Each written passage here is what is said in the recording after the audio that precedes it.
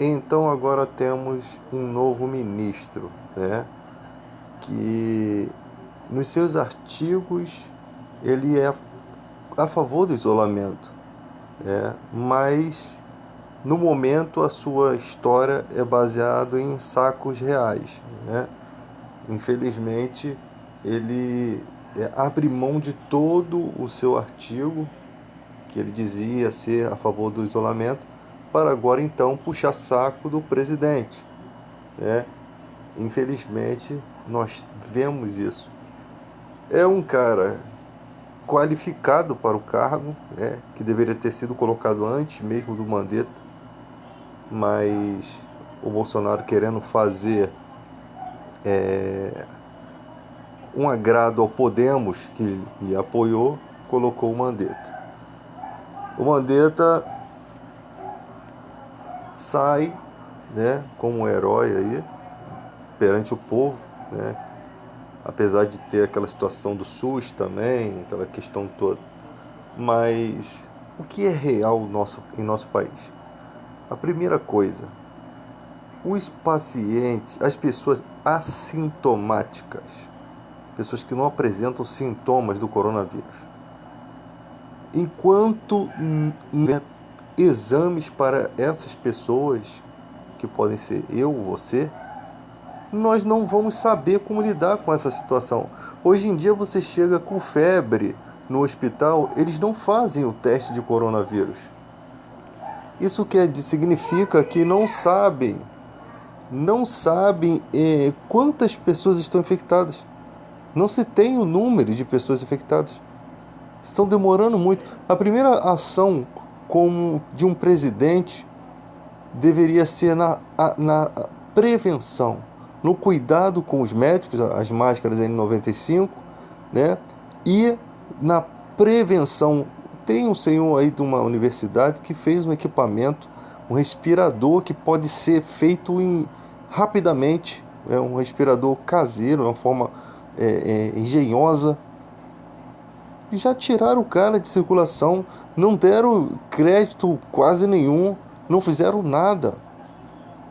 Então não há um interesse real do governo em resolver o problema. Não há interesse em mostrar quantas pessoas estão doentes, quantas pessoas são assintomáticas. Não se entende.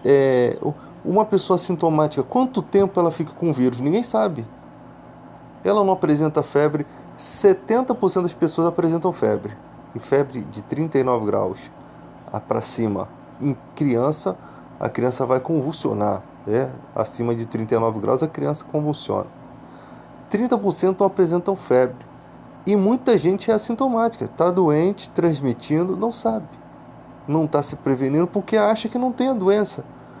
E você chega com febre, tendo os sintomas, eles não fazem o exame. Então não há nada de concreto, não há nada sério. Nós estamos numa situação gravíssima, sem a percepção. O povo está despreocupado, querendo pegar os R$ 600, sabe? Na fila, o povo tem que receber o dinheiro em si, mas não estão nem ligando, estão na fila, estão em bagunça, estão metidos em festas. O povo está se desligando.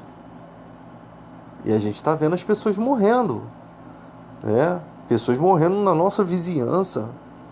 Pessoas que não estão na faixa de risco, não.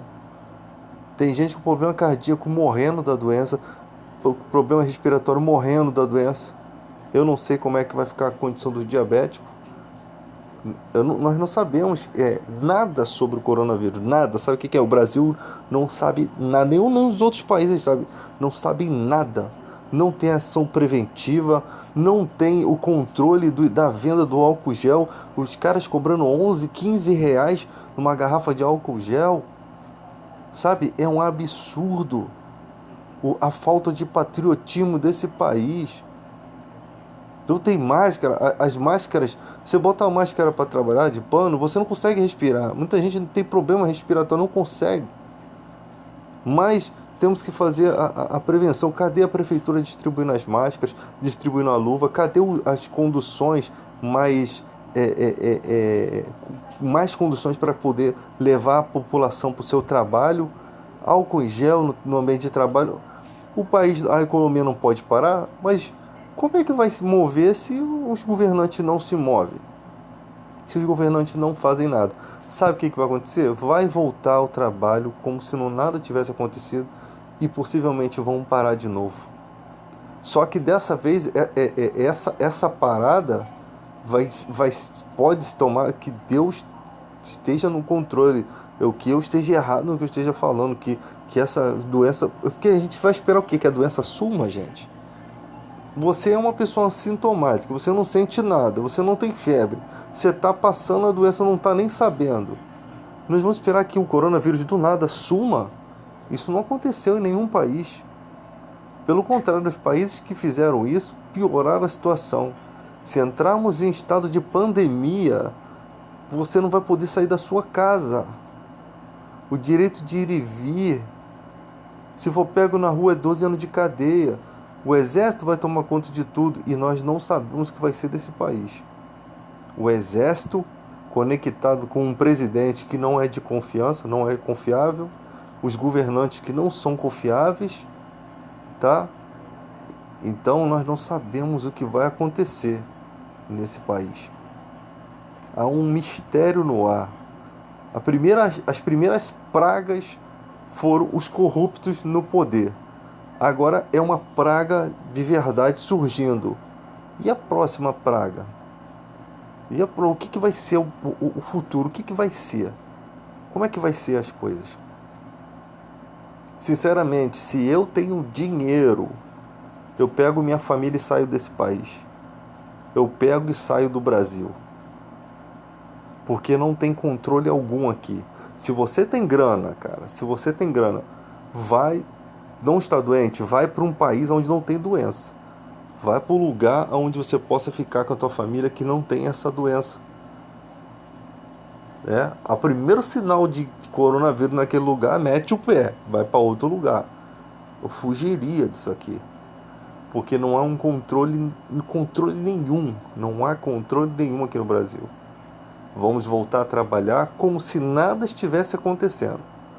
Vamos voltar a trabalhar como se nada estivesse acontecendo. E vai se repetir. E vai se agravar e não tem leitos, não tem... Sabe, é tipo assim, cara, você vai voltar de olhos vendados. Não tem leito, não tem respirador, não tem nada nessa porcaria. O sistema de saúde é esse lixo que nós conhecemos. Que não tem como tratar uma febre do seu filho. Não está preparado. Não está preparado. O que vai ser?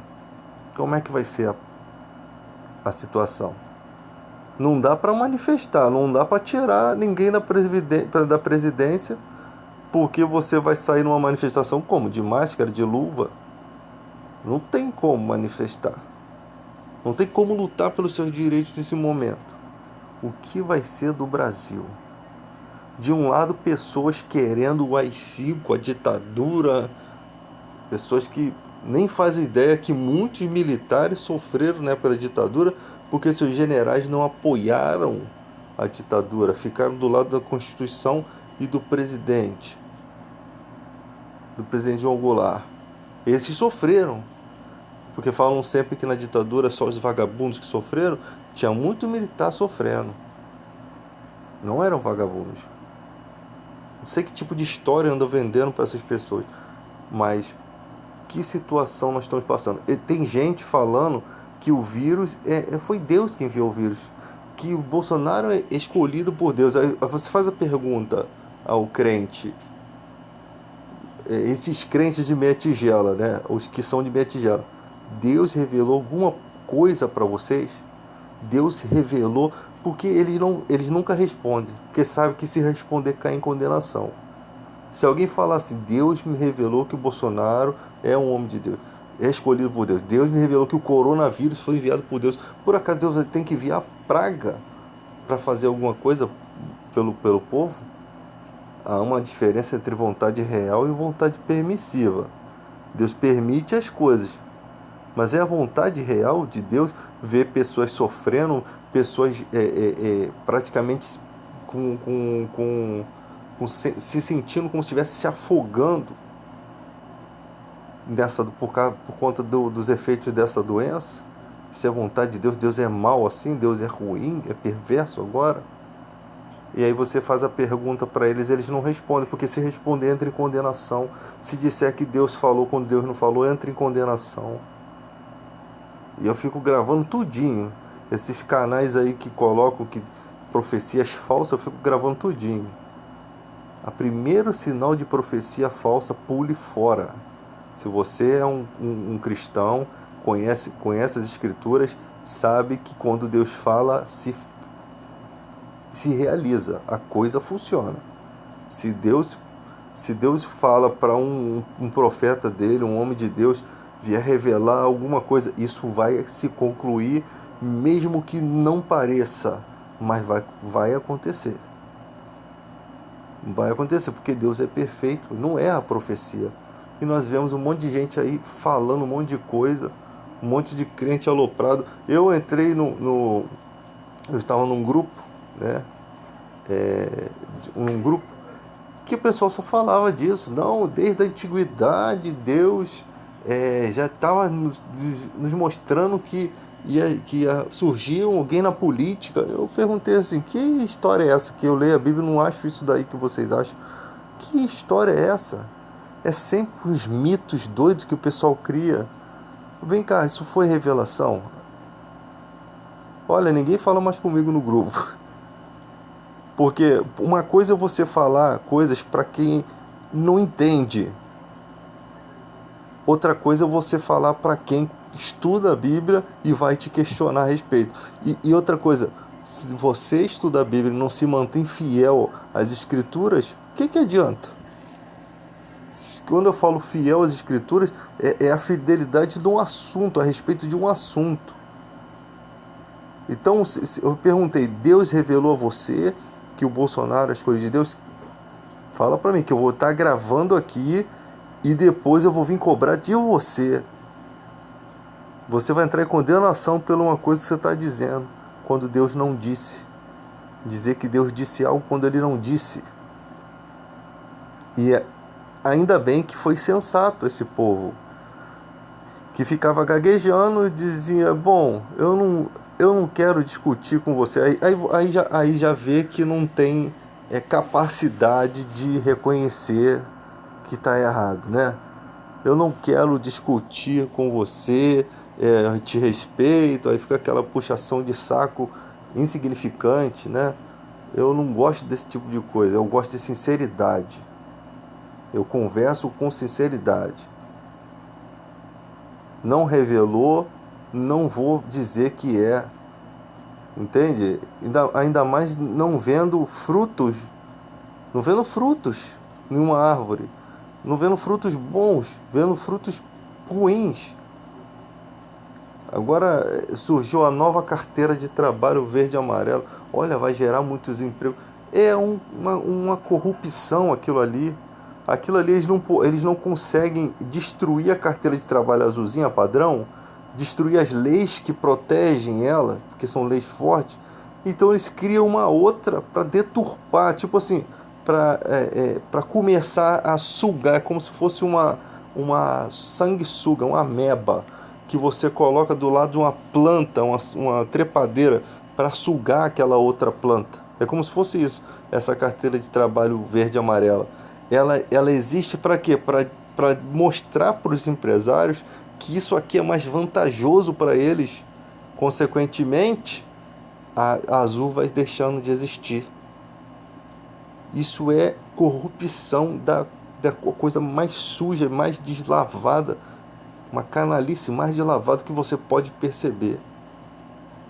A deturpação dos direitos trabalhistas na cara dura, com o argumento, né? O álibi deles é o desemprego. Eles não geram empregos, né? E eles aproveitam a situação ruim, porque quando tá ruim, tá bom para o político. Porque aí ele consegue piorar mais ainda. Ele consegue ter um argumento para poder economizar dinheiro nas costas do trabalhador,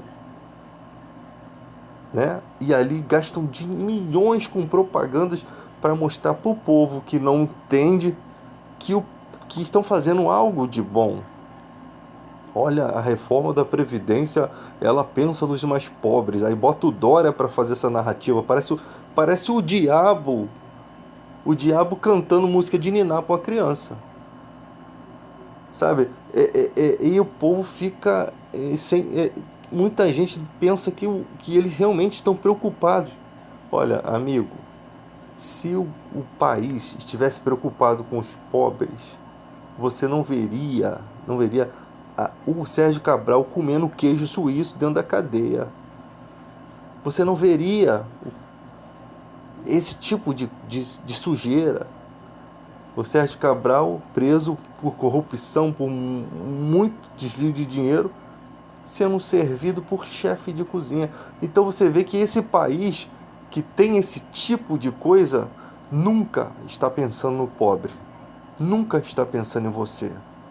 Quando você vai acordar e começar a pensar nos seus direitos? Aí quando chega no hospital público, que não tem atendimento, esse país é uma desgraça, é uma derrota. Por quê? Porque quando você está sofrendo na pele, você quer ver os resultados. Mas enquanto você não está, tem outras pessoas sofrendo, fazendo discurso, discutindo pelo país, lutando pela causa dos outros. Às vezes a gente luta mais pela causa dos outros que pela nossa mesma. A gente está lutando pelos outros. Dá vontade às vezes de cruzar os braços e dizer assim, se dane tudo. Tu entra na discussão, tu é xingado, tu perde tempo, tu fica chateado, tu fica nervoso, tu fica estressado pelo bem do povo, e o povo tá igual um retardado mental, perdido nas estrelas, né? Mas a gente luta. A gente não é daqueles que abaixam a cabeça. E a gente sabe que o governo não pensa no pobre. Então, nessa questão, começa a primeira semana, os ônibus tudo tranquilo, as pessoas indo trabalhar de boa. 3 dias depois, a desgraça, parece que jogaram uma bomba no Brasil e volta aquela porcaria daqueles ônibus cheios e todo mundo fungando o cangote do outro, e é um cheiro de coronavírus para tudo quanto é lado, e é um inferno, aquele vucu-vucu, gente suada, todo mundo amultuado dentro daquela lata de sardinha, e vai todo mundo naquela minhoca lá na linha do trem, embora para a Central do Brasil, aí chega lá mais uma muvuca. Quer dizer, como que a gente vai cuidar de um país que está totalmente despreparado para lidar com qualquer situação? O povo, para receber os R$ 600 está tudo amultuado, vai na fila do banco. Tem idoso sem máscara, sem luva. O cara, ele, tipo assim, a morte tá do lado dele tomando um chá, cara. Tá abraçado com ele aqui. Só esperando alguém espirrar, né? Tá coçando o nariz de alguém para alguém espirrar. E o cara tá lá, velhinho, cara, na fila do banco, sem máscara, sem luva, sem nada. O cara é de risco, mas ele não entende. Só vai, o povo brasileiro assim, só vai se ligar quando a morte já tá puxando o pé, já tá levando já. Só se liga assim, infelizmente.